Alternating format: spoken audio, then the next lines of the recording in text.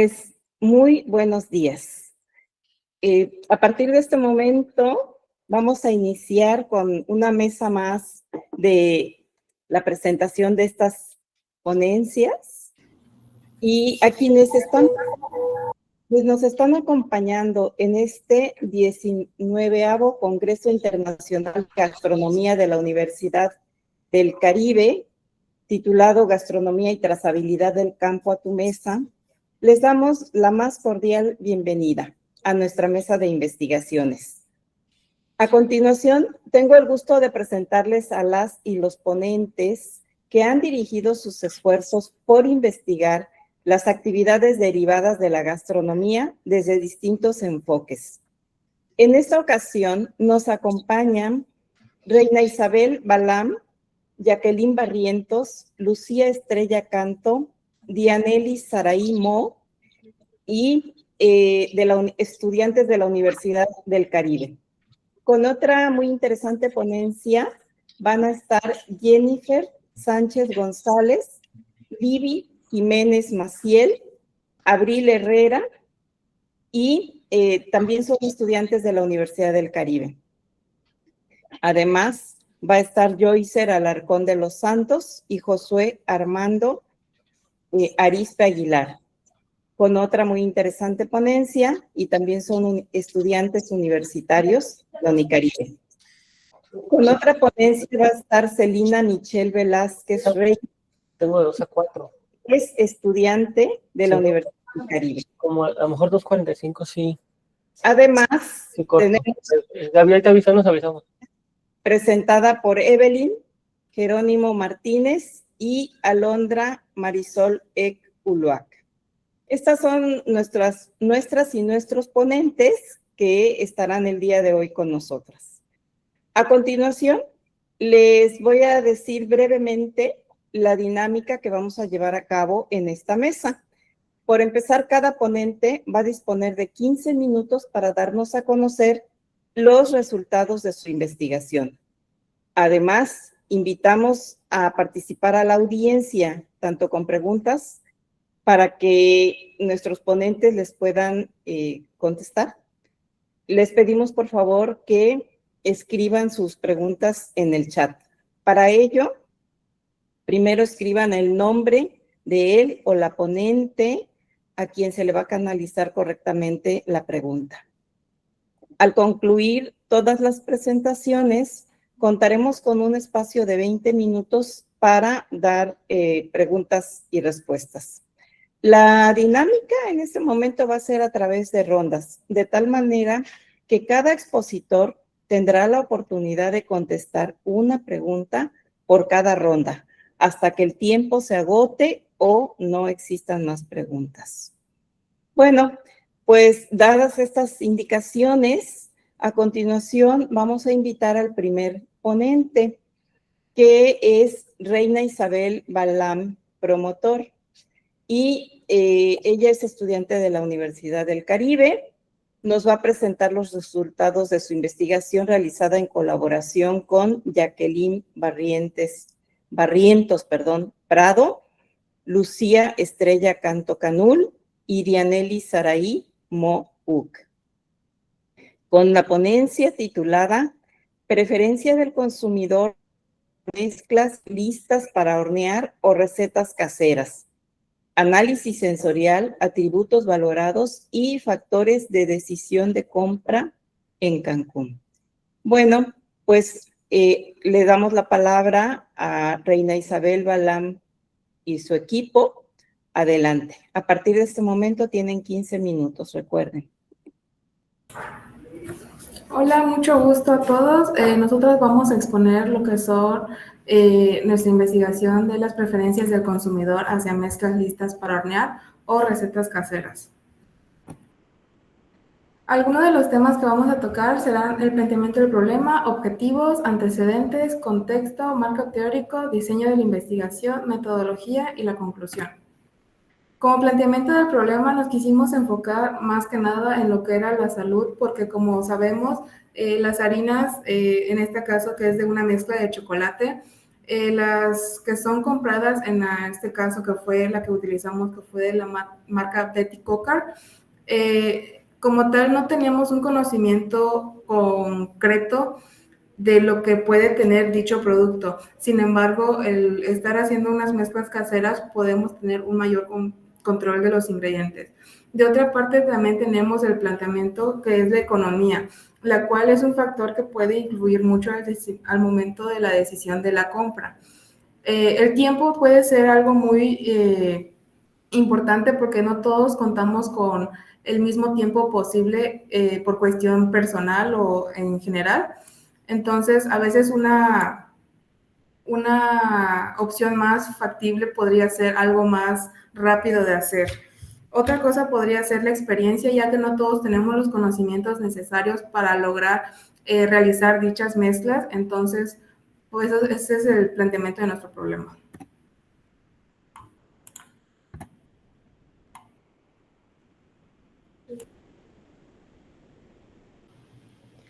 Bueno, los objetivos generales, el general es analizar las preferencias de los consumidores mayores a 18 años en Cancún, Quintana Roo, respecto a las mezclas preparadas, en este caso la marca Betty Crocker, y las mezclas caseras, que sería una receta estándar de pastel de chocolate.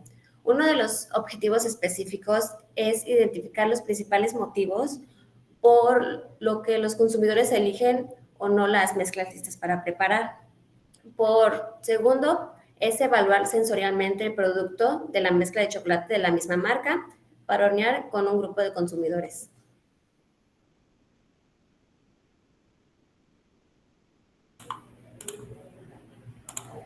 Uno de los antecedentes que podremos tener es que al momento de que hicimos la investigación revisamos diferentes documentos en los cuales como tal se había hecho pruebas pero experimentales con referencia a las mezclas, ya sea cambiándoles algún tipo de ingrediente como fue el agente graso.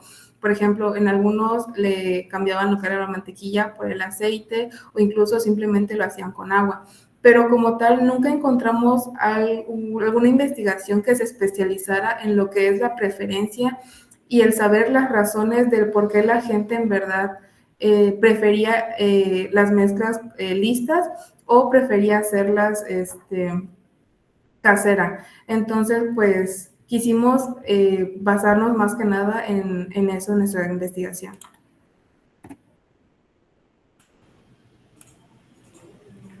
Su año de creación de la marca se remonta en 1921, que la compañía fundadora fue Washburn Crosby. Actualmente la predecesora es la compañía General Mills, creando el nombre de la marca que es Betty Crocker. Su sede principal está ubicada en Minneapolis, Estados Unidos, y se comercializa en supermercados y tiendas de conveniencia.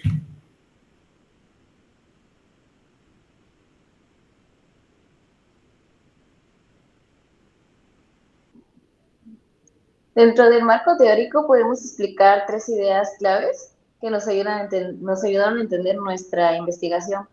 Como primera idea clave está lo que es una receta estándar, que se refiere a una preparación casera tradicional que sirve como referencia para comparar calidad y sabor. La segunda es una harina procesada, en este caso la Betty Crocker, que corresponde a una mezcla comercial diseñada para uso rápido y fácil de preparar. La tercera es la prueba sensorial, que es una técnica en la que los consumidores evalúan sus productos utilizando sus sentidos, como el sabor, aroma, textura y apariencia. Estos conceptos nos ayudaron a analizar lo que perciben los consumidores al preparar una mezcla ya lista para hornear o una casera.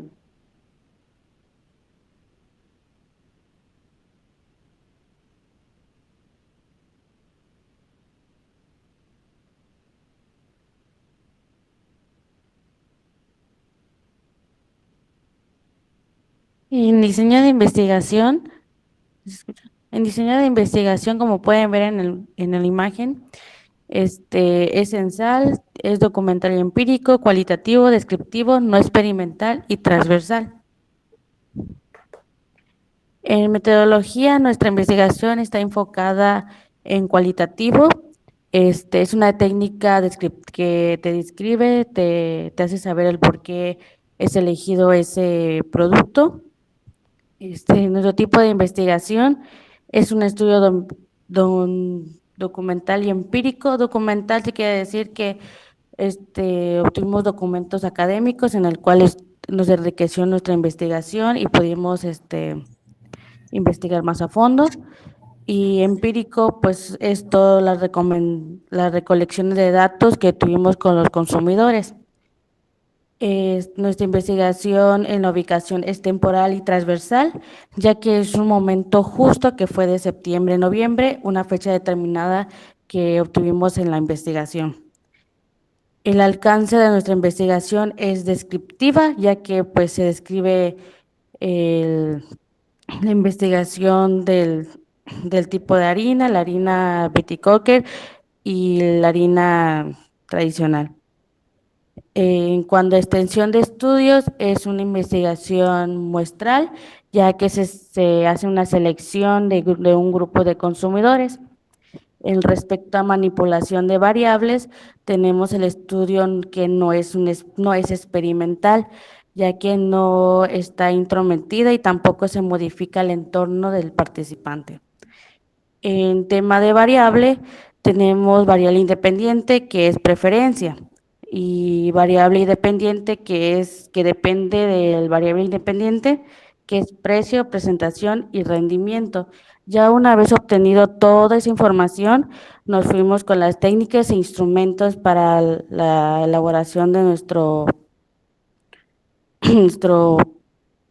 harina de Betty Crocker y la tradicional, en el cual trabajamos con encuestas, hicieron preguntas tanto como abiertas y cerradas y opción múltiples, y pruebas sensoriales, en el cual se realizaron los bizcochos, que fue el bizcocho de Betty Crocker y el bizcocho de una receta estándar.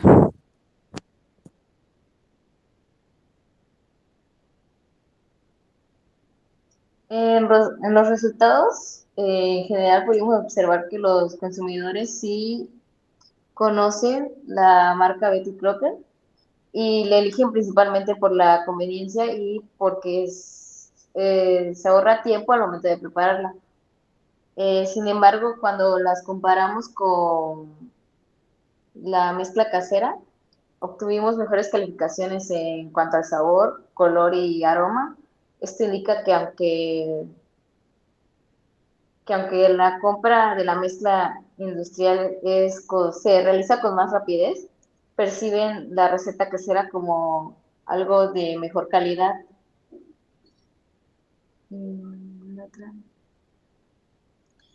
Además, varios participantes mencionaron que la mezcla casera les parece más saludable, ya que uno controla la dulzura que puede tener el bizcocho.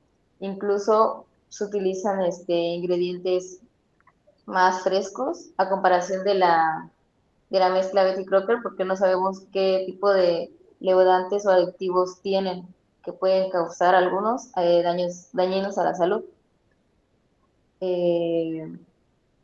O alguna desconfianza hacia esos productos ya ultraprocesados. Aquí tenemos otra gráfica en el cual la muestra B mostró mayormente intensidad en sabor, color y aroma en comparación con la muestra A, en lo que sugiere una percepción a favor de las mezclas caseras.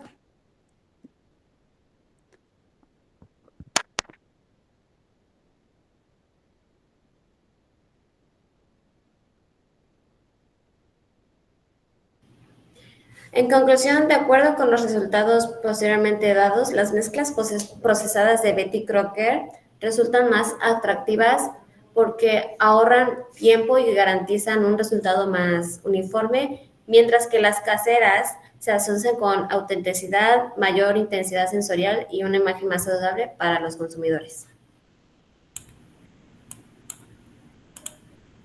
De igual manera, podemos llegar a la conclusión de que, a pesar de que la harina premezclada tiene un mayor impacto en cuanto a la facilidad de preparación, puede ser un producto bastante útil y también sería como una oportunidad de mercado que también se podría aprovechar en cuanto a la preparación de diferentes tipos de harinas premezcladas, de las cuales tengan la característica de una preparación casera.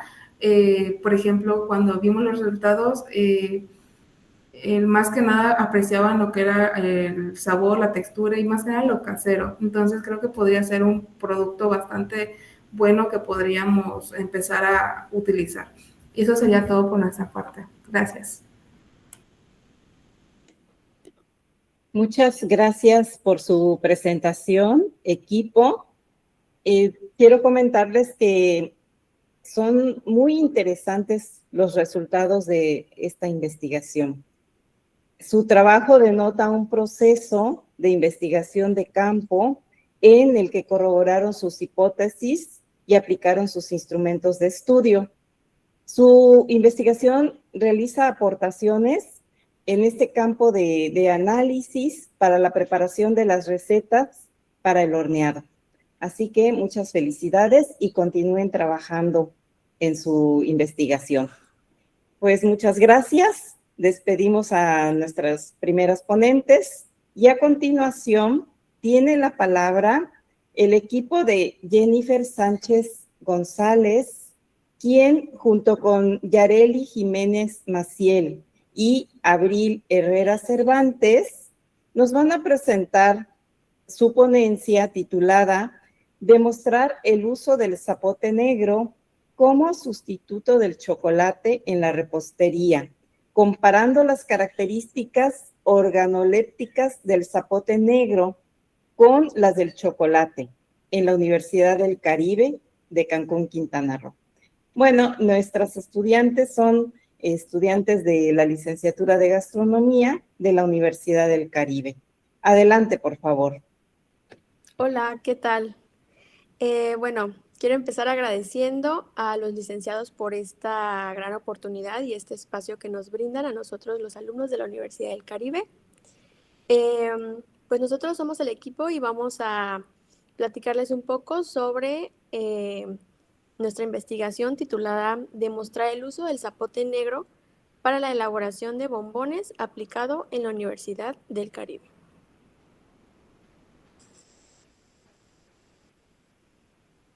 Ok, en esta investigación vamos a platicar un poco sobre qué es el zapote negro, un poquito sobre su contexto, de su origen, por qué queremos utilizar el zapote negro para la repostería, cuál es su importancia como alternativa para el cacao en el uso de la repostería, y también les vamos a compartir cómo nosotras en esta investigación demostramos el uso de esta fruta, del zapote negro, en la repostería.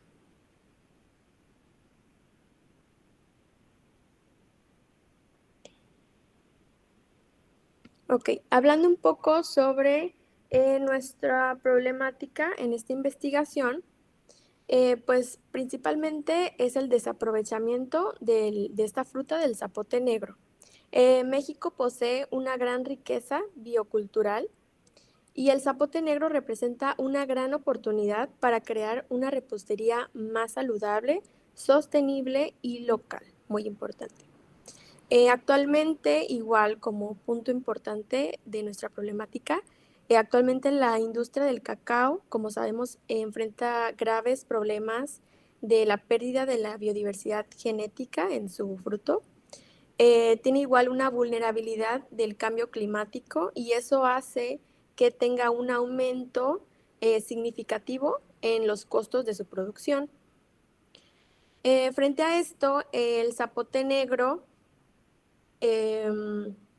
puede convertirse fácilmente en una alternativa muy viable, y esto es gracias a su sabor dulce, a su textura cremosa, y esta es ideal para postres que buscan combinar el placer sensorial con beneficios a nuestra salud.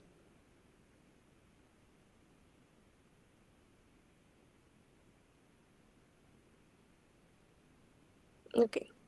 Como objetivo principal de nuestra investigación está el demostrar el uso del zapote negro en la elaboración de bombones en la Universidad del Caribe.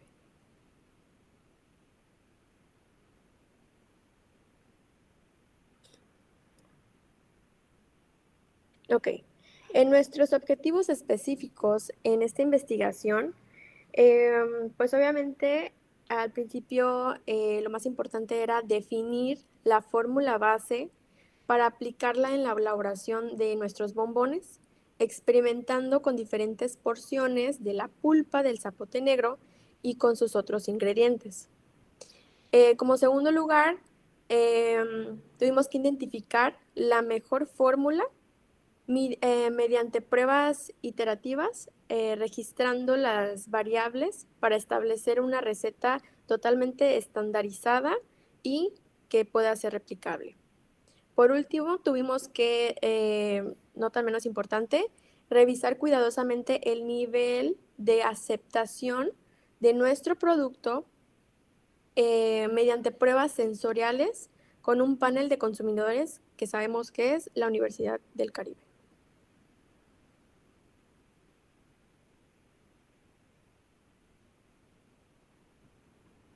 Ok. El zapote negro ha sido un objeto de investigación, de estudio desde hace varias décadas atrás, gracias a sus propiedades nutricionales, funcionales y su potencial gastronómico dentro de la cocina mexicana.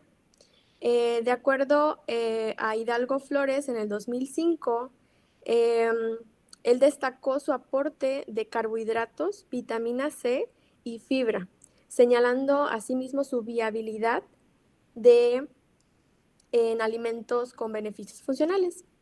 Investigaciones previas también en la UNAM en 1993, ellos desarrollaron un método para estabilizar esta pulpa, mientras que en el Tecnológico de Monterrey en el 2002 se desarrollaron productos derivados como mermeladas y néctares. Ramos González en el 2022 destacó su sabor de este zapote negro como muy similar al cacao y señaló su aceptación en postres modernos. Concluyendo así que su sabor y textura favorecen a la industrialización artesanal de la misma.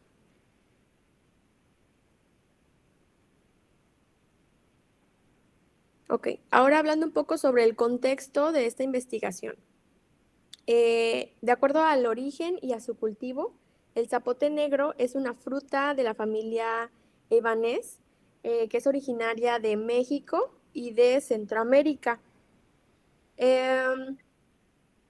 Esta fruta se cultiva mayormente en zonas tropicales y subtropicales en México, principalmente en Oaxaca, en Michoacán, Chiapas y Yucatán.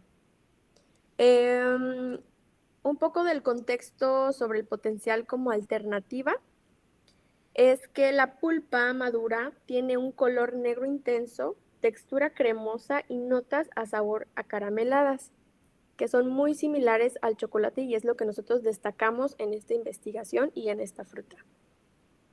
También, en cuestión de las ventajas naturales, pues por las mismas características nos ayudan a que ya no tenemos que ocupar ningún colorante o saborizante artificial, posicionándolo como una alternativa directa y natural del cacao.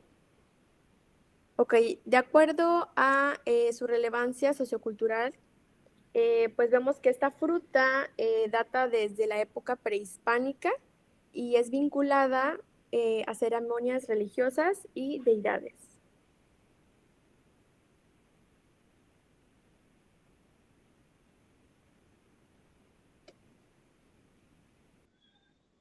Bueno, como marco teórico y conceptual, tenemos lo que viene siendo el zapote negro como un fruto mexicano que más que mexicano igual se destaca porque es aquí de la península y pues más que nada como la alternativa igual al cacao en la repostería artesanal y especialmente ante los problemas de suministro que este presenta y el costo de chocolate, la pulpa de este mismo pues facilita una buena aceptación sensorial, ya que permite elaborar postres, como ya ha mencionado mi compañera, que conservan la misma apariencia, pues, ya que nada más que nada, pues por el color que este mismo contiene. Y pues las texturas similares al cacao. Bueno, además del uso que a ese se le da, promueve la sostenibilidad alimenticia y también se aprovecha al ser un ingrediente local y accesible, ya que se encuentra se puede encontrar en diferentes lugares, como en mercados o en los supermercados. Y bueno, y es estable, también fortaleciendo así la innovación y la identidad de la repostería mexicana.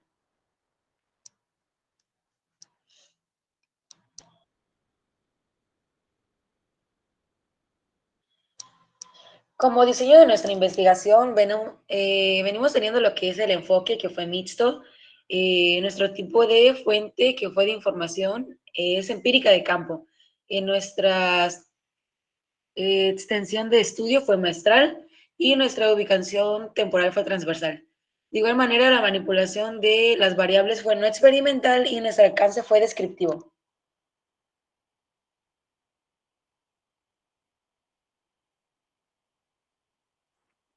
Bien, yo les voy a explicar la metodología. La metodología la dividimos en 3 fases súper importantes secuenciales. Primero elaboramos los bombones de zapote negro, estandarizamos todo lo que es la receta.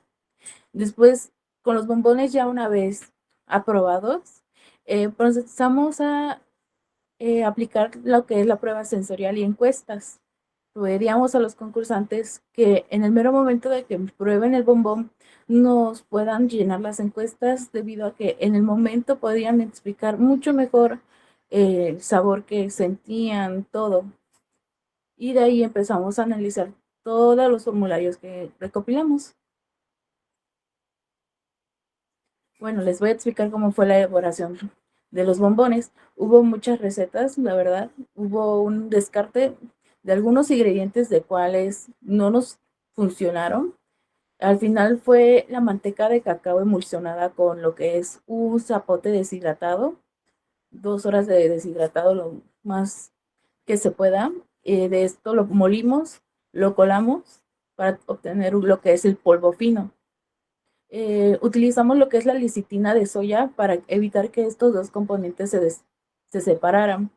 Igualmente, para aprovechar todo el resto de zapote negro que nos llegó a tener, hicimos lo que es el relleno. El relleno solo fue de zapote negro y jugo de naranja.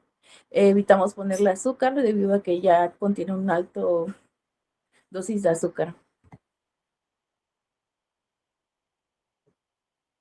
Bueno, para la aplicación se llevó a cabo el 30 de octubre, mediante que nosotros con una nevera para que los zapotes estuvieran en temperatura y no tuviéramos algún problema por ellos, llevamos lo que es una neverita. Y de ahí, con permiso de algunos chefs, pudimos ir dando muestras a algunos estudiantes de gastronomía con la opción de que eran o que ya habían pasado por repostería 1, la básica, porque son compañeros que ya tienen en su carga académica conocimiento previo de lo que es el cacao, el chocolate. Y de ahí empezamos a dar las muestras, tanto como las encuestas. También nos ayudaron muchos profesores, he de decir, a la hora de las muestras, y tuvimos retroalimentaciones bastante buenas. Hubo algunos que en verdad no nos creyeron que no había sólido de cacao alguno.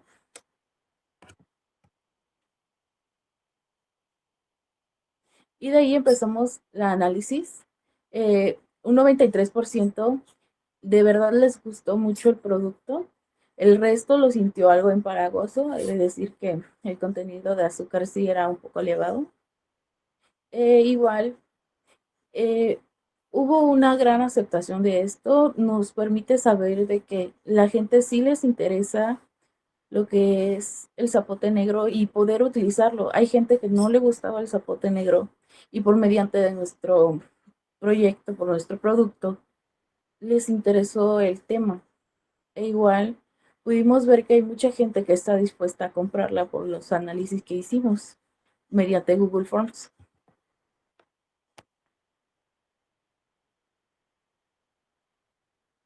Bueno, al final con nuestros resultados podemos destacar que nuestra prueba sensorial llevada a cabo más que nada cerca de 40 personas demostraron la viabilidad del zapote negro en la repostería fina y pues específicamente en la elaboración de los bombones, como había mencionado mi compañera, que se desarrollaron en la misma Universidad del Caribe. Bueno, cerca del 93 o 95%, pues, como bien mencionado, mi compañera expresó la satisfacción y cerca del 80-85% también expresó la intención de compra del mismo producto, validando pues la apariencia, el sabor y la aceptación sensorial. Bueno, y al final la cobertura hecha con zapote deshidratado, pues replicó más que nada la forma natural y es el aspecto del chocolate, más que nada cuando se hacen los bombones, el aspecto brilloso que se debe de tener. Y pues así confirmando el potencial como ingrediente local, sostenible y de alto valor gastronómico en un postre que pues más que nada es en la repostería fina.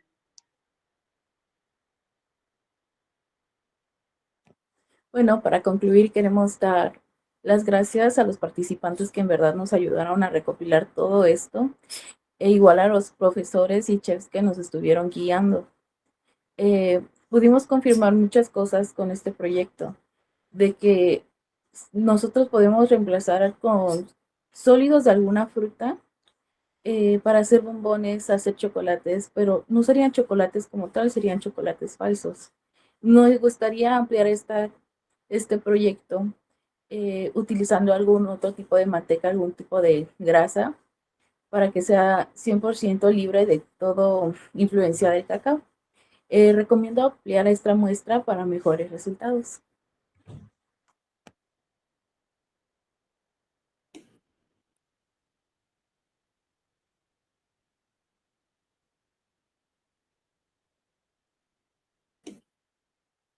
Pues muchas gracias a las ponentes.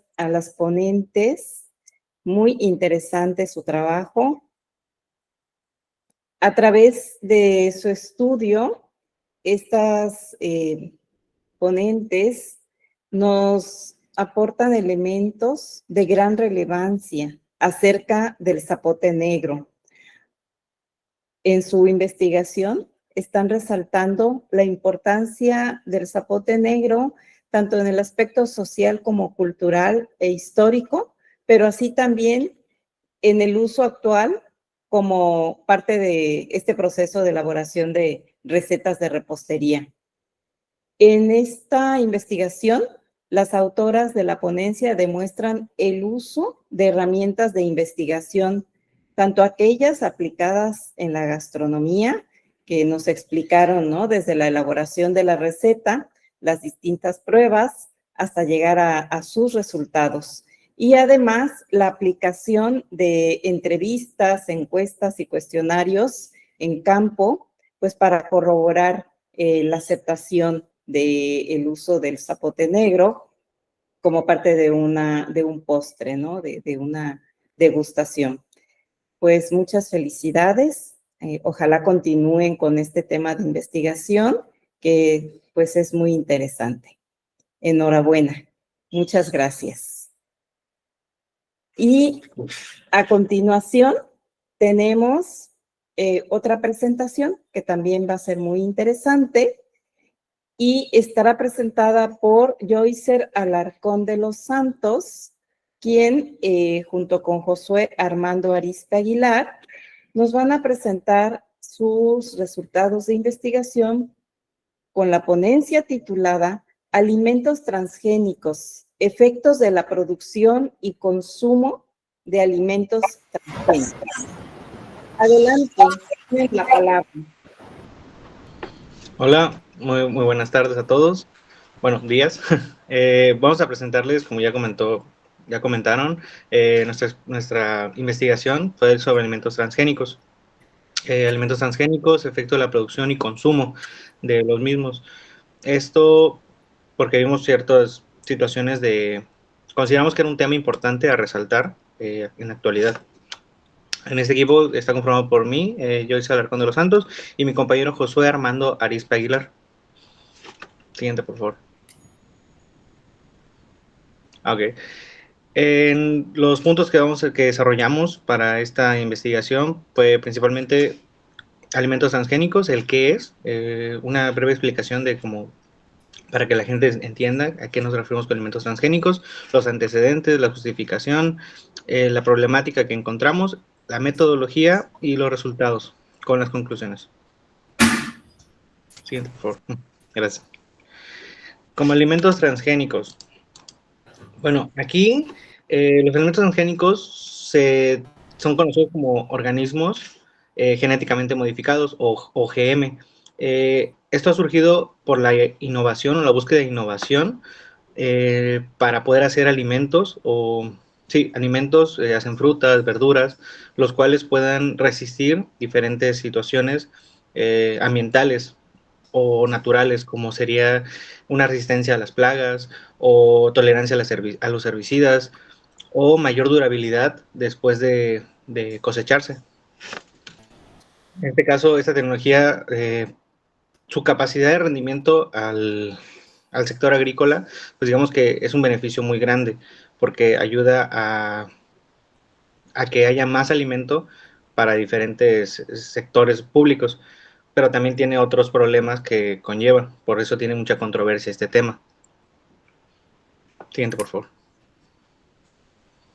Ok, para antecedentes, nosotros encontramos información de que en 1973 fue desarrollado como tal la técnica de unir el ADN, los fragmentos de ADN, para poder crear alimentos que pudieran durar más tiempo y poder resistir a diferentes circunstancias como las plagas o los herbicidas. Pero tras una investigación más detallada descubrimos que para 1974 fue cuando por primera vez se desarrolló de manera comercial, que esto fue para crear un tomate, el cual podía durar más tiempo después de ser cosechado en tiempo de vida. Esto generó que las industrias pudieran crecer rápidamente en ese sector, en ese específico sector de la investigación, lo cual hacía que se pudiera generar más productos con mayor resistencia y menos pérdidas. Esto después se fue para desarrollar cultivos como el maíz, la soya, el algodón transgénico. Y estos tenían resistencia a las plagas, tolerancia a herbicidas, mejoramiento de su rendimiento después de cosecha. Siguiente, por favor. Bueno, a nosotros nos llamó mucho la atención este tema, el uso de los alimentos transgénicos en la actualidad, ya que pues como sabemos, cada día estamos creciendo en población en el mundo, por lo que la industria gastronómica y pues de la alimentación como tal, está buscando más maneras de hacer más eficiente, tanto economizar en gastos o hacer grandes producciones, y están involucrando todos esos tipos de modificamientos genéticos para hacer un poco los alimentos, pues un poco más comerciales, pero pues como lo dijo mi compañero Joycer, al final del día esto no es algo que tenga muchísimos años, como lo vimos apenas en el 94 es que se empezó a comercializar esto, por lo que es muy importante empezar a investigar más que nada qué efectos dañinos o tanto buenos como malos puede llegar a ocasionar estos productos que se empiezan a comerciar a gran escala y tanto a corto como a largo plazo. Como lo vimos, como no es algo que tenga muchísimos años en los que se pueda investigar, tampoco podemos llegar a tener información muy, muy específica para ver si el consumo de estos alimentos te puede llegar a afectar a ti en la salud en un plazo de 10, 20, 30, 40 o hasta 50 años. Y también, pues más que nada, el efecto igual que puede llegar a ocasionar en el ambiente, ya sea porque estos nuevos cultivos puedan llegar a afectar la tierra, pueden llegar a afectar el aire, y pues como vimos, pueden llegar a tener algunas características específicas en su resistencia a plagas, en su resistencia a herbicidas, pero pues no sabemos a ciencia cierta si esto puede llegar a empezar a empeorar con el paso de las décadas, con el paso de los siglos, que se empiecen a usar esto.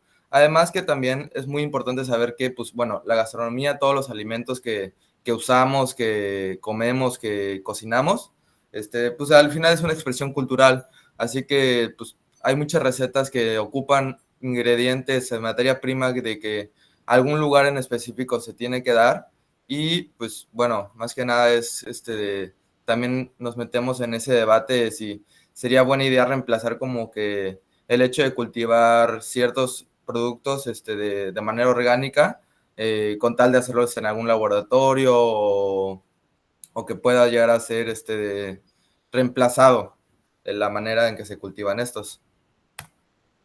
Por lo que nuestra problemática más que nada es la creciente producción y consumo de alimentos transgénicos ha generado preocupaciones sobre sus posibles efectos en la salud humana. Como se los dije, no sabemos a ciencia cierta si estos productos van a empezar a tener un efecto negativo en nuestra salud, ya sea con el paso de los años, pero pues bueno, al final del día ya es un artículo con el que ya se está comercializando.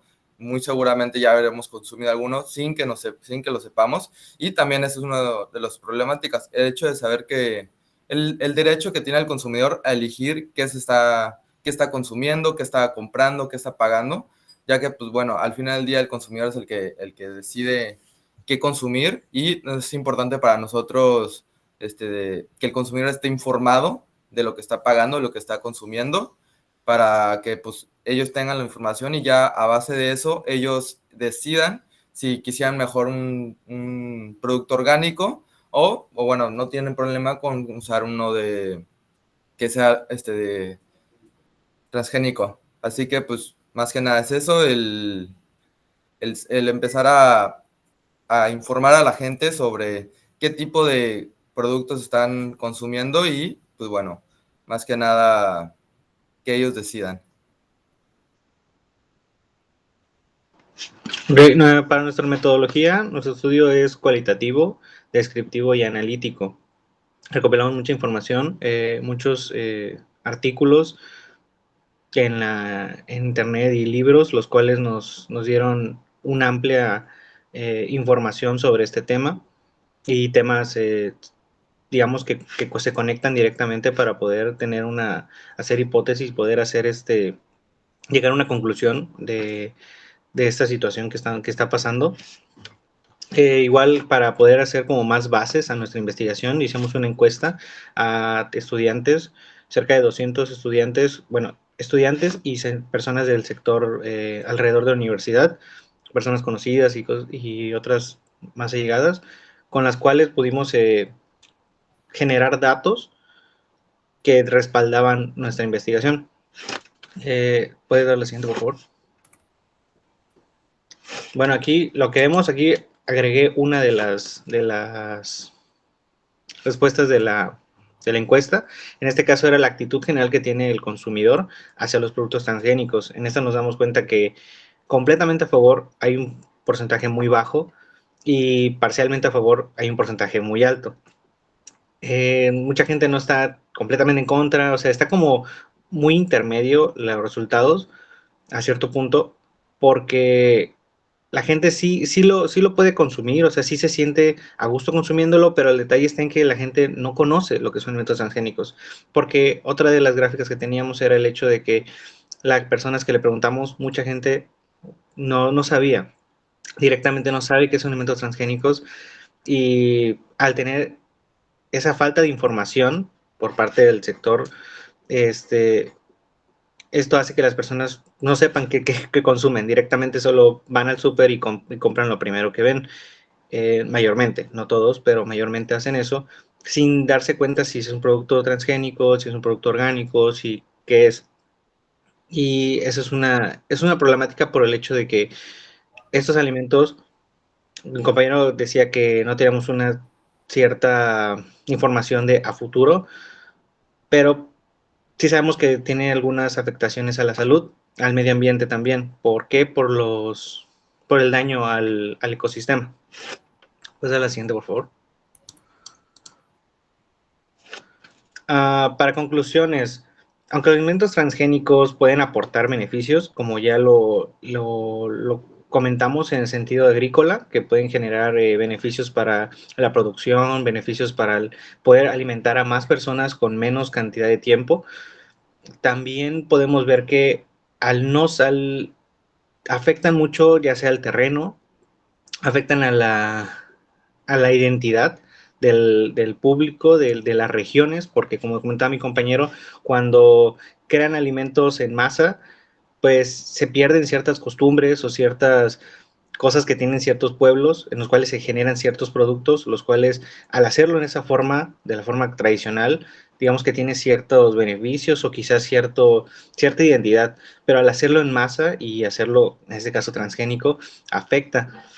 Igual encontramos que puede llegar a dar a las personas algunas enfermedades que no son hereditarias. En algunos documentos encontramos que estos productos, el consumo de estos productos de manera prolongada puede afectar a crear enfermedades cardiovasculares. Y pues la idea, nosotros, nuestra sugerencia a la que llegamos es que podían, con dietas controladas, con alimentos locales, alimentos pues también orgánicos o mínimamente procesados, los cuales puedan ayudar a que la persona pueda alargar su tiempo de vida y evitar enfermedades como tal. Siguiente. Muchas gracias. Eso es todo por nosotros. Muchas gracias por su presentación tan interesante. Pues, sin duda, en esta mesa se están abordando temas muy interesantes y uno de ellos es nos habla sobre los efectos de la producción y el consumo de alimentos transgénicos, que como bien dicen los ponentes, es un desafío hoy en día para la investigación abordar esta temática, especialmente desde el área de la gastronomía. Como nos dicen los autores de esta ponencia, este tema se encuentra y en virtud de que en el mercado se encuentran estos productos transgénicos, ¿sí? O sea, día a día, cuando vamos a hacer las compras al supermercado, ahí se encuentran. Y aunque el consumidor tiene derecho a estar informado y a decidirse por uno u otro producto, nos explican los ponentes que el consumidor final no siempre está bien informado.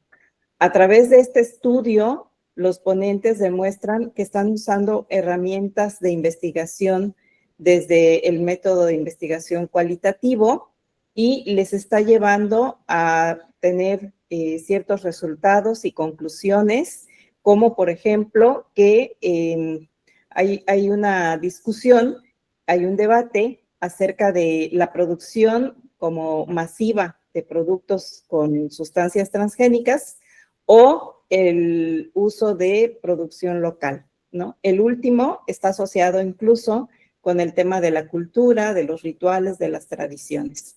De igual manera, el consumo de productos locales, pues, nos dicen los ponentes, conlleva a un mejor mantenimiento de la salud. Pues muchas gracias a Joycer y a Josué por su presentación, muy interesante. Les damos las gracias y a continuación vamos a tener otra presentación en esta mesa que sin duda también nos dejará con un muy buen sabor de boca.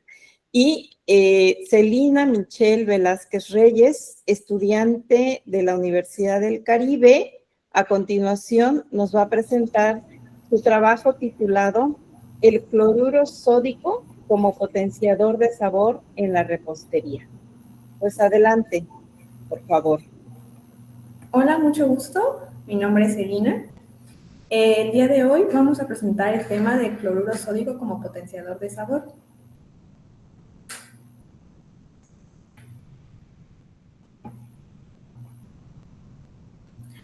Bueno, como parte del tema tenemos la introducción, la metodología, el objetivo, la hipótesis, la justificación y la conclusión.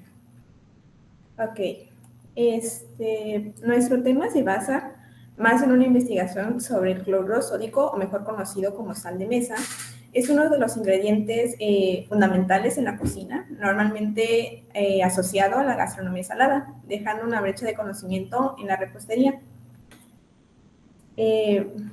Para nuestra investigación utilizamos una metodología experimental en la cual se elaboraron 2 variantes de muestras de brownies, las cuales se hicieron encuestas y se dieron a degustar a personas, estudiantes de gastronomía y al público en general, complementada con encuestas estructuradas, como ya había mencionado, y pruebas sensoriales de preferencia. El objetivo de esta investigación es evaluar la preferencia de productos dulces con una pizca de sal y el equilibrio de sabores que puede otorgar, logrando potenciar el sabor de los productos realizados.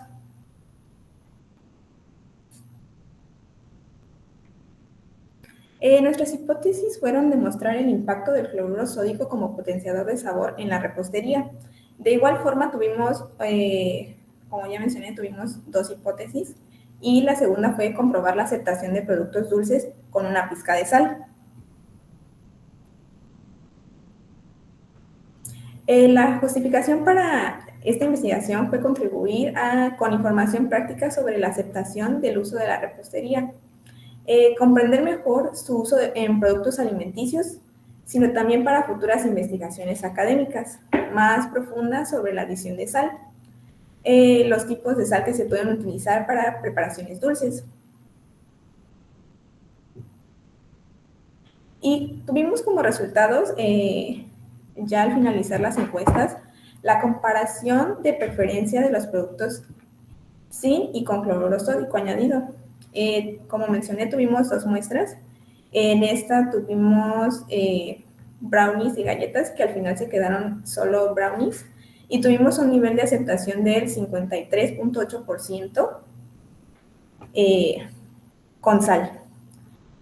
La conclusión final de esta investigación es: se espera que los resultados de esta investigación comprueben el impacto del cloruro sódico como potenciador de sabor en la repostería, al confirmar la aceptación de los degustadores al optar por postres que se incorporen con una pizca de sal, abriendo nuevas posibilidades para futuras preparaciones novedosas, incluyendo este ingrediente, permitiendo comprobar que la sal es un elemento clave en la repostería.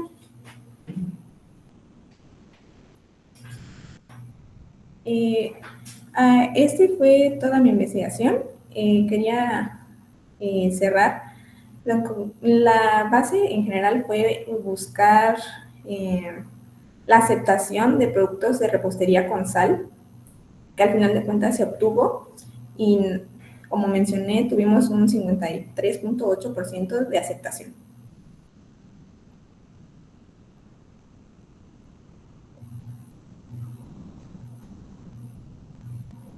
Celina, ¿es todo? Sí, bien. Sería todo. Gracias. Muy bien. Cierra tu micrófono, por favor, nada más. Pues muchas gracias a Celina Velázquez por la presentación de sus resultados.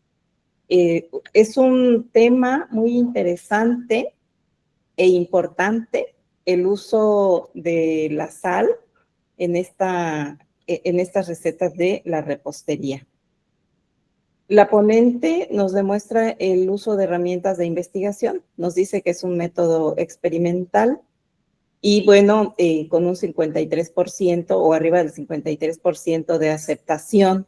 Esto significa entonces que también se fueron al campo pues a probar, ¿no? Que algunas personas pudieran degustar estos postres, esta repostería, y a la vez pues decir hasta qué punto se acepta, ¿no? El uso de la sal, que sin duda ha de ser un elemento clave en el equilibrio de los sabores. Bueno, aunque fue algo breve su presentación de Celina, pero es una probada de lo que nos gustaría conocer un poquito más los resultados de su estudio, ¿no? Espero que ahora en la ronda de preguntas y respuestas nos puedas explicar un poquito más. Pues muchas gracias, Celina Michel, estudiante de la Universidad del Caribe, por la presentación de este estudio. Y despedimos a Celina Michel para darle la palabra a Evelyn Jerónimo Martínez, quien nos va a presentar junto con Alondra Marisol Ek Uluac, una ponencia titulada Las mejores técnicas de conservación alimentaria. Adelante, Evelyn. Hola, espero que se encuentren todos bien. Nosotros vamos a hablar sobre los métodos de conservación de alimentos.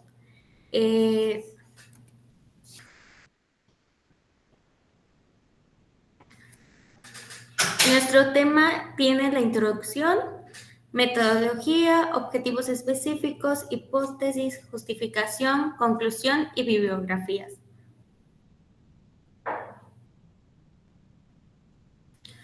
Bueno, para hablarles un poco sobre nuestro tema, la conservación de alimentos es muy importante para poder mantener la inocuidad y la calidad de los mismos, pero tenemos una problemática que es muchas personas tienen un mal manejo de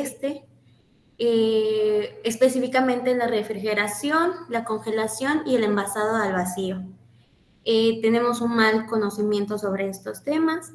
Esto puede causar falta de conocimiento puede causar pérdidas para la salud, pérdidas de nutrientes y más desperdicios de los alimentos. Por ello es importante evaluar cuánto entiende la población acerca de estas técnicas para descartar malas prácticas y fomentar hábitos más seguros e eficientes. Nuestra metodología que utilizamos tuvo un enfoque cuantitativo. Nuestra investigación fue documental y de campo. Junto con ello, nuestra investigación de campo fue exploratoria, descriptiva, explicativa, análisis de contenido y revisiones bibliográficas. Nosotros realizamos encuestas a 160 personas, tanto como estudiantes de gastronomía como público en general, y al final nuestro alcance fue descriptivo. Nuestros objetivos específicos. Nuestro objetivo fue evaluar el impacto de métodos de conservación por congelamiento, refrigeración y envasados al vacío en el valor nutricional, crecimiento microbiano, texturas y aceptabilidad sensorial de los alimentos, así como analizar los posibles riesgos para la salud asociados a consumos frecuentes, comparar el nivel de conocimiento de la población mediante encuestas.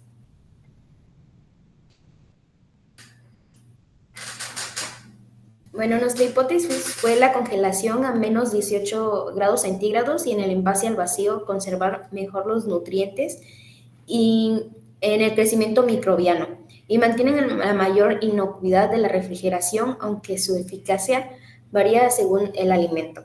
La congelación rápida protege mejor la textura y el vacío mejora la calidad de las carnes y queso.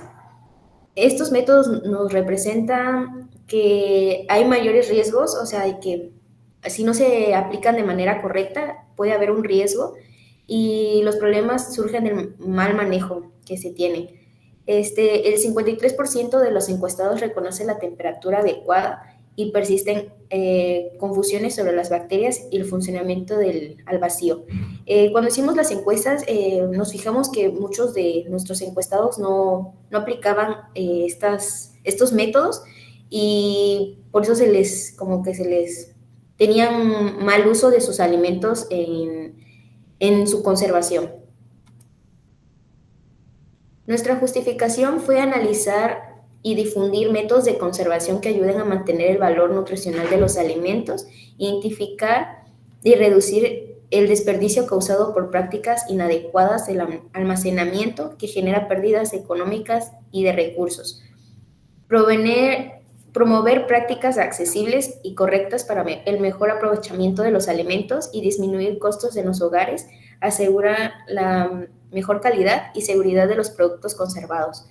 Se han dado varios casos donde se compran muchos alimentos y luego de un cierto tiempo no se consumen y se echan a perder, como es el caso, por ejemplo, de los tomates, que son de muy rápido, es muy rápido que se descompongan. Y como conclusión, la falta de información existe en el entorno de los métodos de conservación de alimentos. Constituye un factor de riesgo que puede promover tanto la inocuidad como la calidad nutricional de los productos. Ante la situación, se evidencia la necesidad de fortalecer la educación alimentaria mediante campañas informativas y programas de capacitación dirigidos a la población. Solo a través de una adecuada formación será posible fomentar prácticas de conservación más seguras y responsables, garantizando así la protección de la salud del consumidor y contribuyendo a la reducción de desperdicios de alimentos. Mucha gente busca como que lo mejor, pero muchas veces no se puede consumir en el momento. Entonces es adecuado como promover que las personas conozcan un poquito más sobre estos temas. Y eso sería todo. Muchas gracias, Evelyn Martínez y Alondra. Por favor, cierren su micrófono. Muy interesante su ponencia titulada Las mejores técnicas de conservación alimentaria. En esta ponencia, las autoras nos explican respecto a la importancia de los conocimientos que puede tener la población respecto a la conservación de los alimentos, lo cual redunda en el aspecto de la salud, incluso del tema económico, ¿no? Porque nos explican que si no hay una buena conservación, pues estos alimentos tienden a deteriorarse. Y las dos investigadoras nos hacen mención acerca de la metodología utilizada y, a través de las encuestas pudieron identificar cuáles son los conocimientos que tiene la población respecto a las técnicas de conservación de los alimentos. Y uno de las conclusiones a las que llegan es que pues prevalece el desconocimiento, ¿no?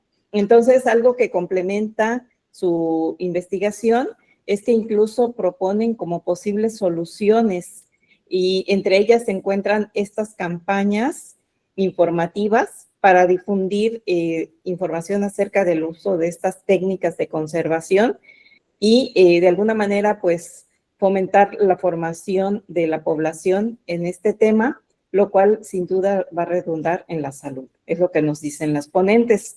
Y bueno, pues con esta muy interesante ponencia concluimos la mesa 24 de este congreso y pues a continuación, gracias Evelyn y gracias Alondra por su presentación.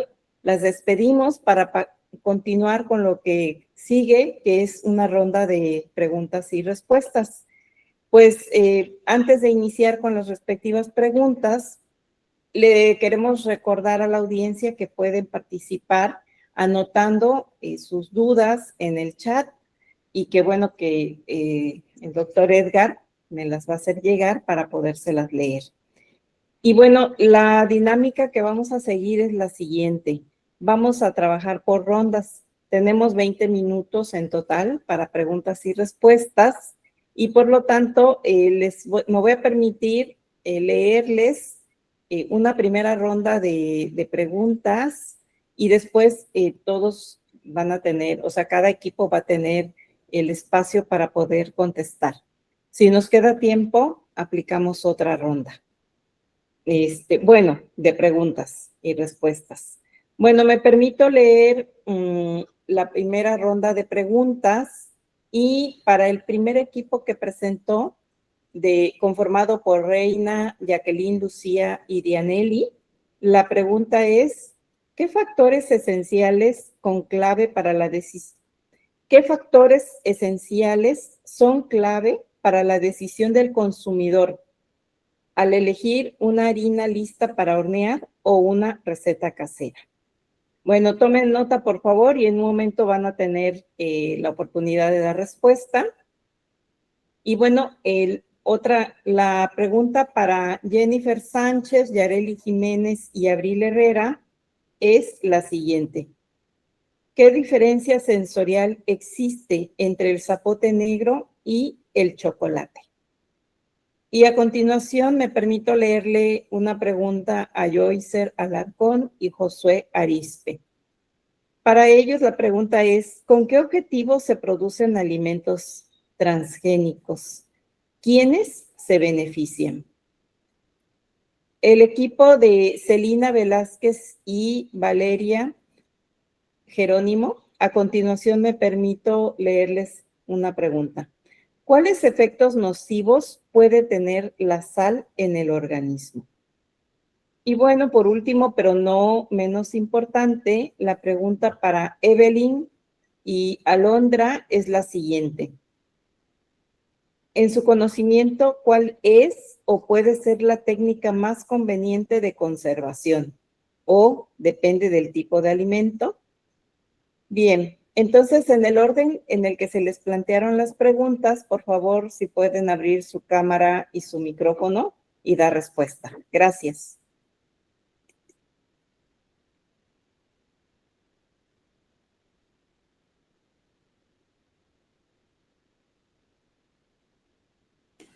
Tiene la palabra el equipo de Reina, Jacqueline y Lucía. Adelante. Los factores que mayor influyen en la decisión de compra de los consumidores es, en este caso, escogen más la premezcla de Bertie Crocker por la facilidad de tiempo y por el uso, que es de más fácil utilidad que una casera, porque ahí influye más el tiempo en el que se tiene que hornear, en el que se tiene que batir la mezcla, mientras que en la de Betty Crocker, pues es nada más incluir menos ingredientes y nada más en poco tiempo se hornea que una receta normal.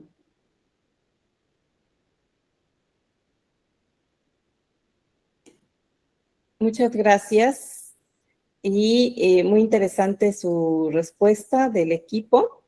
A continuación, tiene la palabra el segundo equipo y nos piden, por favor, que todos los integrantes del equipo, las y los, abran su cámara al momento de contestar. Adelante, por favor, el equipo de Jennifer, Yareli y Abril.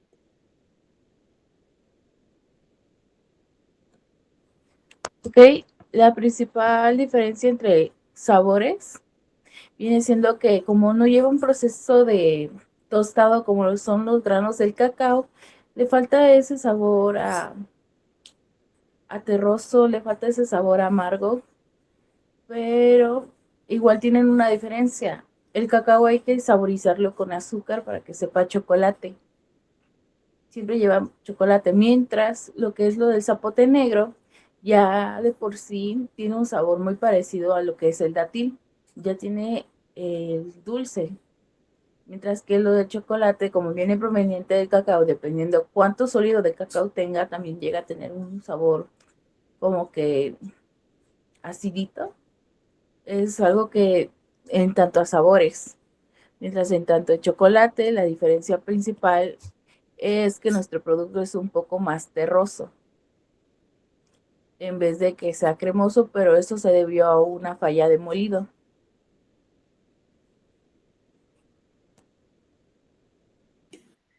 Muy bien, muchas gracias por su respuesta tan interesante. Y a continuación tienen la palabra Joycer Alarcón y Josué Armando. Por favor, abran su cámara.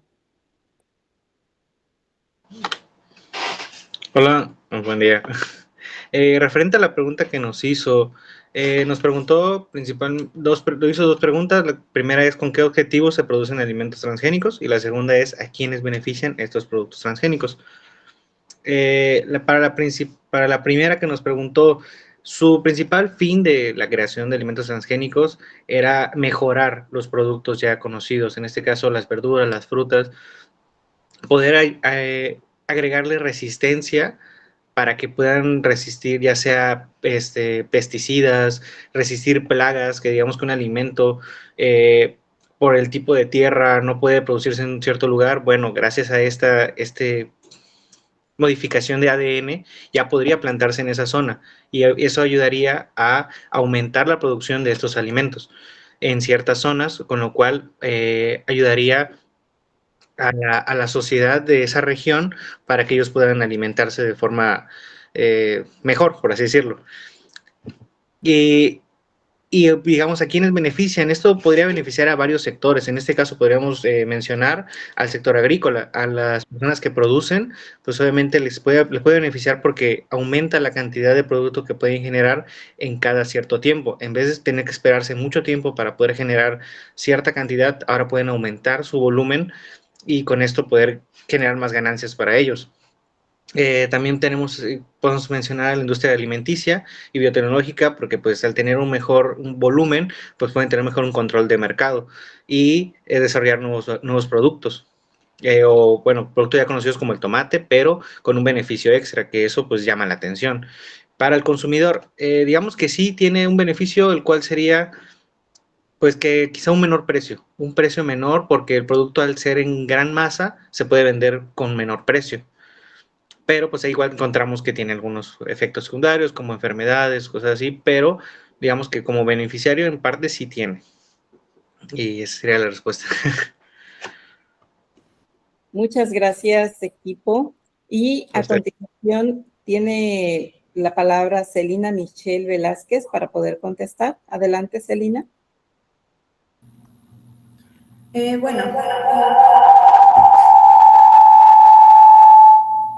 Con la pregunta que mencionó, la sal puede causar efectos nocivos para la salud en un consumo excesivo, puede causar hipertensión arterial o daño renal. Por eso no se recomienda, como mencioné, el uso excesivo de sal en la alimentación, pues puede tener efectos adversos a largo plazo, como los problemas que mencioné. También se recomienda una ingesta diaria de al menos 3 gramos de sal, no más, porque puede causar efectos adversos conforme una persona adulta puede ir consumiendo alimentos que contengan un exceso de sal. Gracias. Muchas gracias, Michelle. Y a continuación, Evelyn, Jerónimo y Alondra Marisol Eck tienen la palabra. Por favor, creo que hay un micrófono abierto que está haciendo interferencia. Revisen su micrófono y ciérrenlo, los que no les corresponde hablar, por favor. Adelante, joven.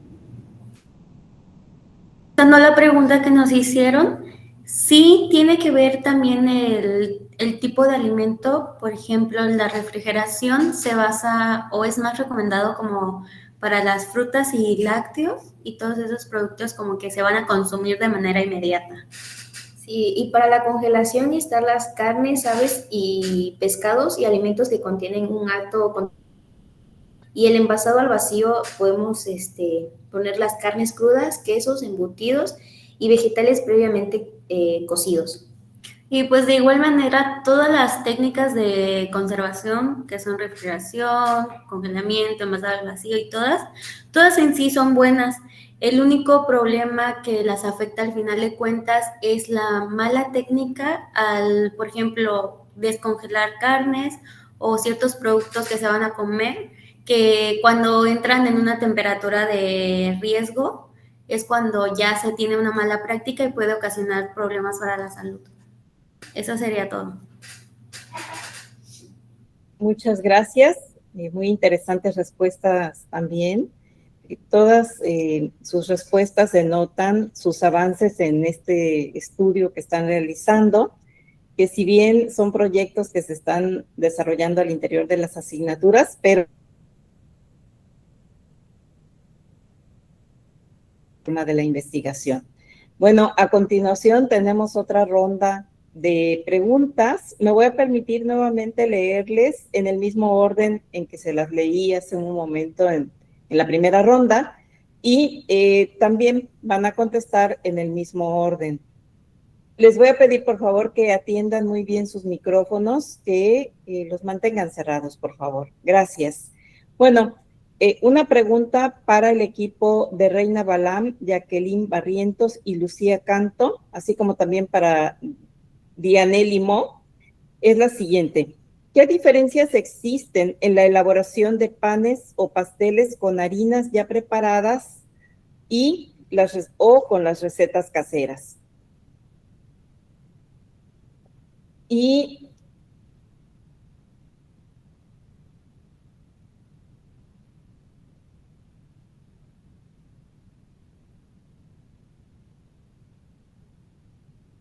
perdón, porque creo que un momento mi internet falló. Bueno, para el equipo 2, el equipo de Jennifer, Yareli y Abril, me permito leerles su pregunta. ¿Existe en Quintana Roo una producción suficiente de zapote negro para poder cubrir la demanda o el cambio por el chocolate? Y para el siguiente equipo de Joycer Alarcón y Josué Arizpe, les hago la siguiente pregunta. ¿Existe alguna evidencia de daños a la salud en personas que hayan consumido alimentos transgénicos? Para el equipo de Celina Velázquez y de Valeria Jerónimo, la pregunta es la siguiente. ¿Los consumidores perciben el sabor salado en productos dulces como una señal de calidad o por el contrario, como un indicador de alto contenido de cloruro de sodio?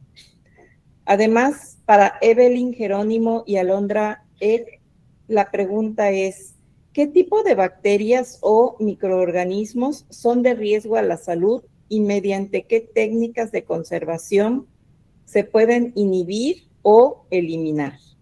Bueno, tienen la palabra a partir del primer equipo, por favor. Adelante.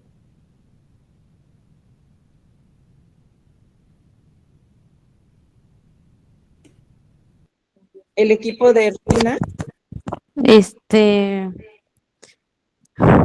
En diferencias es que las harinas premezcladas tienen conservantes y colorantes, a cambio las que son de recetas estándar no llevan conservantes, a lo contrario todos sus ingredientes son naturales y frescos y, o sea, se hacen al momento.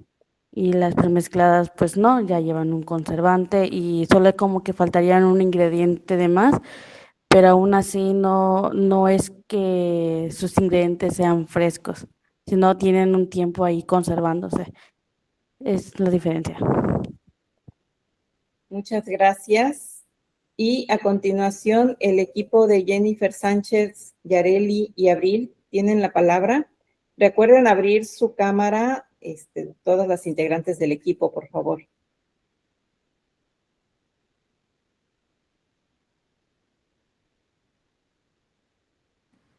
Hola, ¿qué tal? Bueno, respondiendo a su pregunta, nosotras como equipo opinamos de acuerdo a nuestras investigaciones e indagaciones en los mercados locales y a personas que conocen más sobre este tema de esta fruta. Concluimos de que no existe la suficiente producción aquí en Quintana Roo, más que nada porque estos árboles de zapote negro o se están talando por utilidad de la madera, o dos, la reducción de de estas producciones está disminuyendo porque la misma gente no los consume y los productores ya no sienten la necesidad o la importancia de traer estos productos para estas zonas, por lo mismo que se desperdicia y no se compran. De hecho, en la presentación está una foto de cómo están las canastas en el mercado 23 de Cancún y se están echando a perder todas las frutas, por lo mismo de que la gente no conoce la fruta y no sabe cómo consumirlas. Y pues bueno, esa es nuestra respuesta. Muchas gracias. Y a continuación, Joycer Alarcón y Josué Arizpe tienen la palabra. Adelante. Sí, la pregunta fue si existe alguna evidencia de que los alimentos transgénicos tengan un daño, y la respuesta es no, todavía no hay suficiente evidencia que lo compruebe como tal, ya que pues como lo dijimos no es algo nuevo, pero sí ha habido varios estudios como por ejemplo, con animales, en donde sí puede llegar a cambiar la fertilidad o daños en la salud, pero pues bueno, esto no comprueba que en los humanos pueda llegar a pasar lo mismo. Entonces, también hace falta muchos investigación a largo plazo, pero por el momento no. Muchas gracias, equipo. Tienen la palabra Celina, Michelle y Valeria. Adelante. Bueno, respondiendo a la pregunta realizada, los consumidores o los datos que arrojaron nuestras investigaciones no perciben el sabor de la sal como un mal aspecto. Esto dependería mucho del gusto de cada persona, pero sería extender un poco más la investigación y ver el gusto de otras personas, porque eso depende, pues, al final de cuentas, del gusto del paladar, pero pues no lo perciben como un mal gusto, porque al final de cuentas nuestra investigación arrojó un 53.8% de que a las personas les gustan los alimentos con una pizca de sal. Eso sería todo. Gracias. Muchas gracias. A continuación, Paul, tienen la palabra, por favor, para contestar.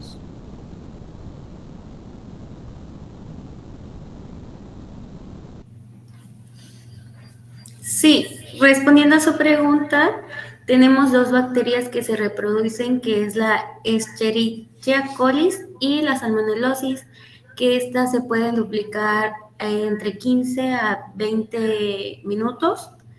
Y la técnica para que esto no suceda es la congelación, y con ello, pues al momento del consumo del alimento, realizar un correcto descongelamiento, evitar esas técnicas en las cuales dejas el alimento en la mesa, porque es el momento indicado en el que estas bacterias se reproducen. Eso sería todo. Muchas gracias. Muy interesante su reflexión. Y bueno, todos los ponentes nos han dado respuestas muy interesantes. A continuación, todavía nos queda tiempo para una siguiente ronda y le voy a dar la palabra, bueno, les voy a leer sus preguntas en el mismo orden que se las he estado leyendo en la ronda 1 y 2. Entonces, la primera pregunta para el equipo de Reina, Jacqueline, Lucía y Dianelli es: ¿qué deben hacer los mercados para fomentar la venta y distribución de recetas de harinas caseras y poder competir contra las harinas preparadas? Muy interesante pregunta. A continuación, me permito leer la pregunta para el equipo de Jennifer Sánchez, Yareli Jiménez y Abril Herrera. ¿Qué propiedades o beneficios a la salud puede aportar el zapote negro? El equipo de Joycer Alarcón y Josué Armando Arizpe tiene la siguiente pregunta. ¿Hay regulación en México en el sentido sobre el cultivo de los alimentos transgénicos? Y el equipo de Celina y de Valeria tiene la siguiente pregunta. ¿Cuál es la concentración óptima de cloruro de sodio necesaria para maximizar la percepción del dulzor en productos con alto contenido de azúcar como las galletas o los brownies?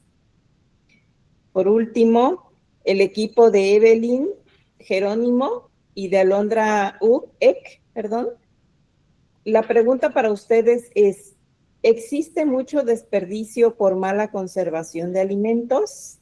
Muy bien. Tienen la palabra, por favor, en el orden en el que les fue leída la pregunta. Adelante, el primer equipo. Recuerden abrir su cámara, por favor. Todas las integrantes del equipo que corresponda. Adelante.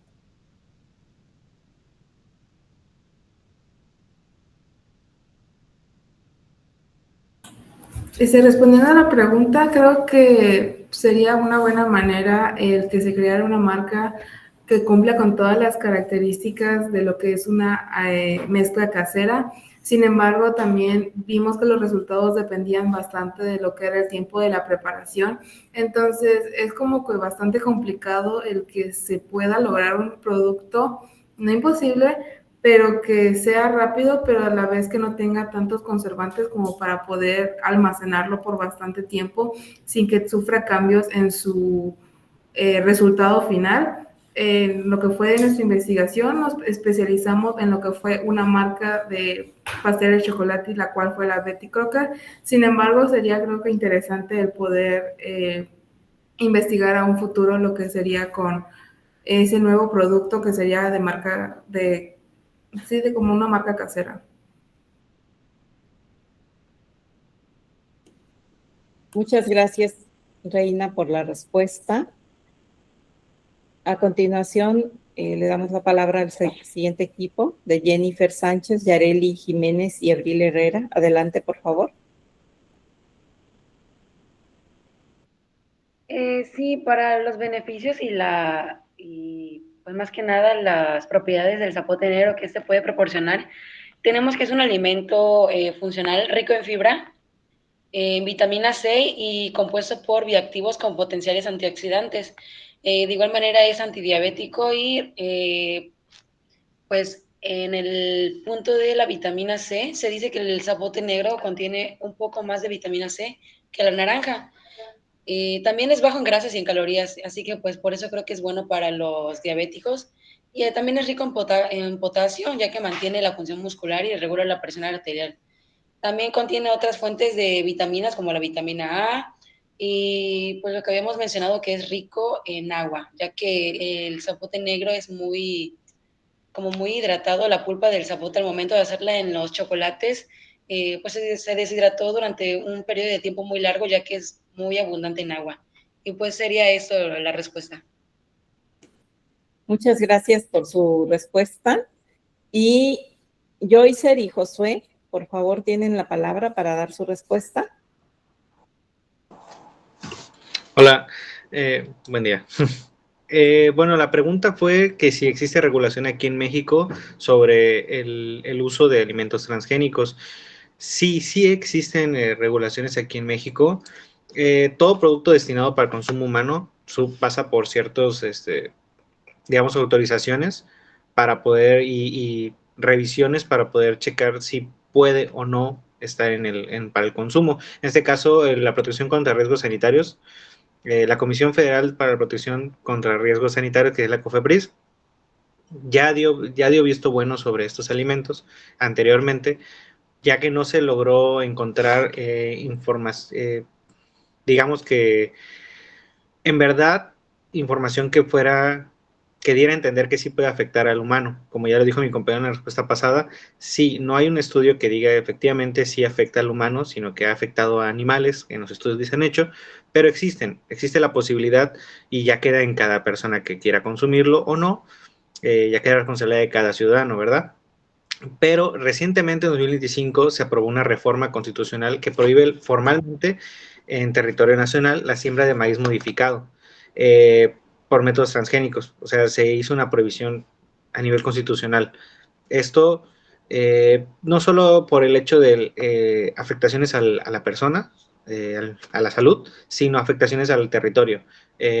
Por todos los problemas que están ocurriendo recientemente, pues se tuvo que meter esta. Pero digamos que es la información más reciente que tenemos por ahora. Muy interesante. Gracias. Muy interesante su respuesta también. Como podemos observar, los 5 equipos de ponentes, ahora le doy la palabra a los que continúan, pero me permito hacer un comentario.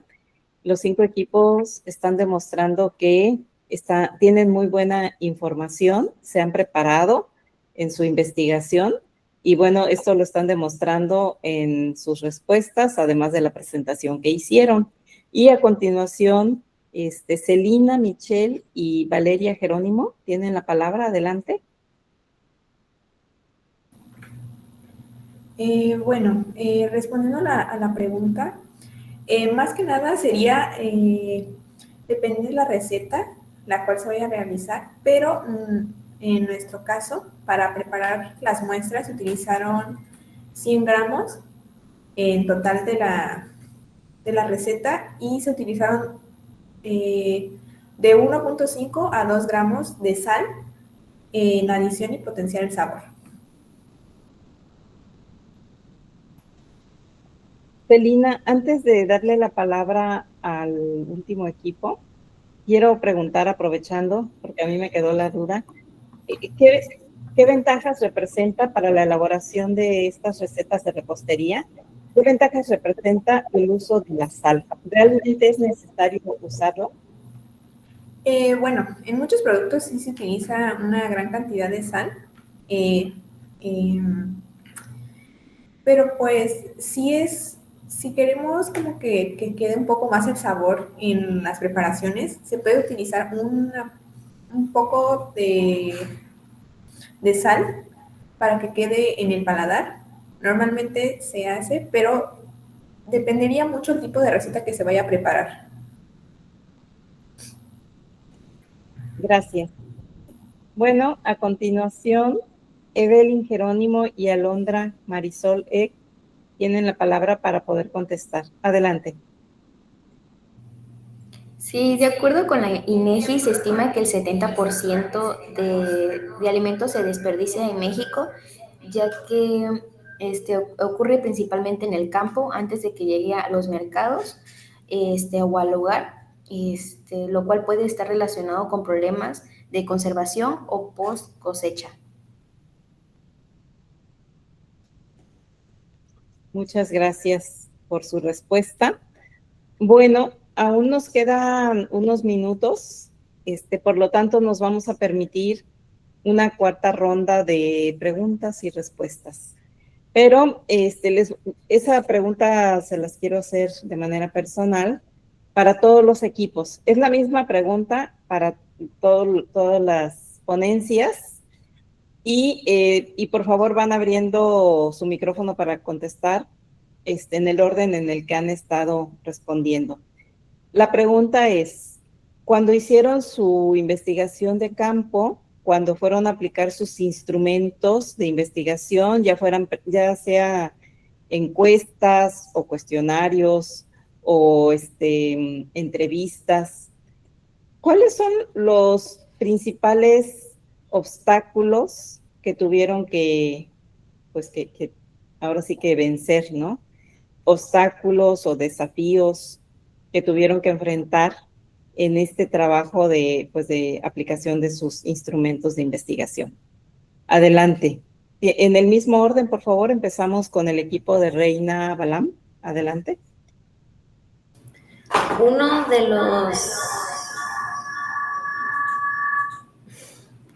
los problemas que se tuvo fue que a los que entrevistamos y encuestamos tenían prisa, entonces era muy difícil seleccionar como que el candidato que tuviera la oportunidad de contestar nuestra encuesta. Gracias. Adelante, equipo de Jennifer Sánchez.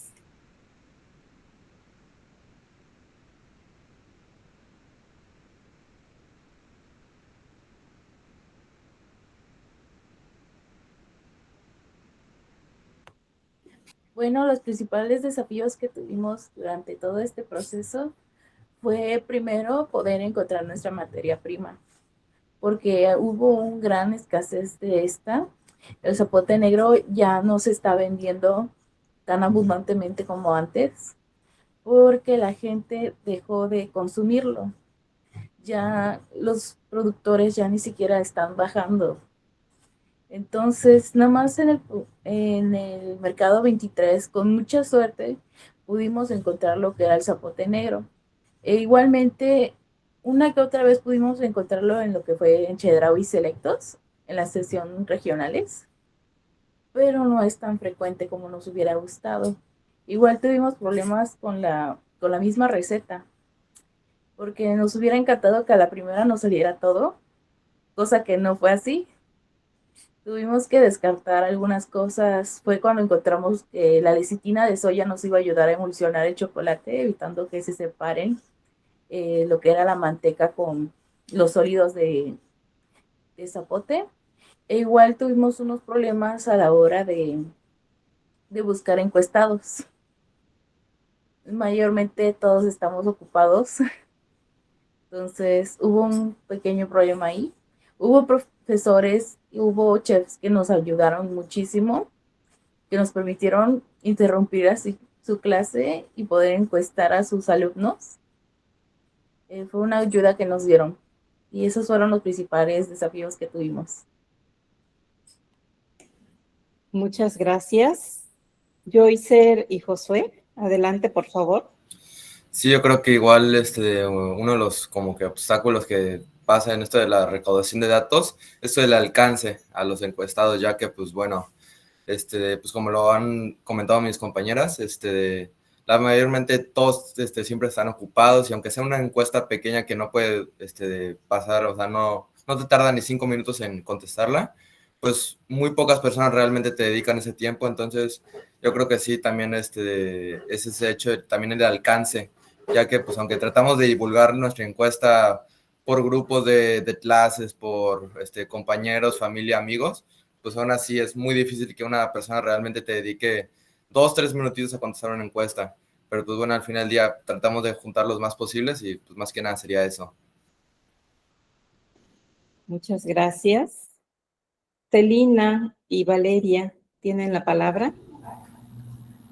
Bueno, más que nada los obstáculos que tuvimos al realizar la investigación fue pues igual entrevistar a las personas o encuestar a las personas, porque muchas no tenían tiempo o no querían realizar la encuesta.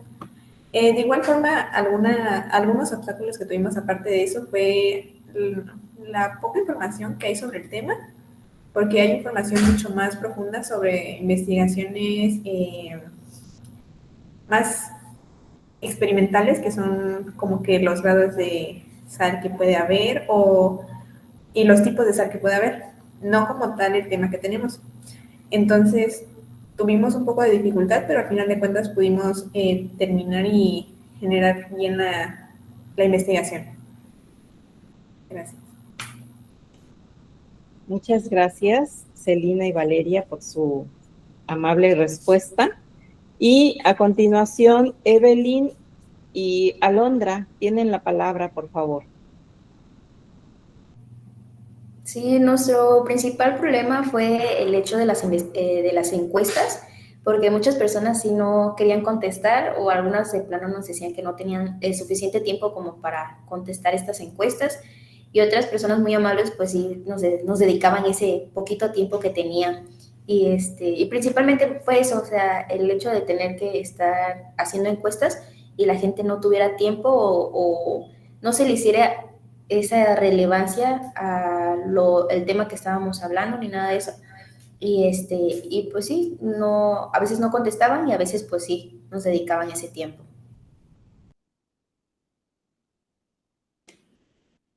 Muchas gracias. Pues como ya lo había mencionado, estos 5 trabajos de investigación que hoy tuvimos en esta mesa de investigación, la mesa número 24, pues nos han dejado muy en alto esta participación en este congreso y por lo tanto queremos agradecerles a las y los ponentes que el día de hoy nos han compartido sus muy valiosos resultados de investigación en esta mesa. Y pues solamente me resta decirles que continúen haciendo su investigación, que continúen poniendo en práctica lo que aprenden en las aulas, dándoles ese plus para llevarlo a un nivel más allá, ¿no? Incluso preguntarle a las personas del entorno si les gusta, si no les gusta. Esto les permite a ustedes ir dando pasos en este mundo de la investigación y la gastronomía. Y bueno, se han hecho merecedoras y merecedores de una constancia de participación con su ponencia que la recibirán de manera digital. Bueno, esperamos haber despertado aún más su interés en los temas aquí tratados. La Universidad del Caribe y el comité organizador del 19º Congreso Internacional de Gastronomía agradece a los y las ponentes y a la audiencia su participación. Con esto damos el cierre a esta mesa y les esperamos en nuestra siguiente transmisión. Muchas gracias.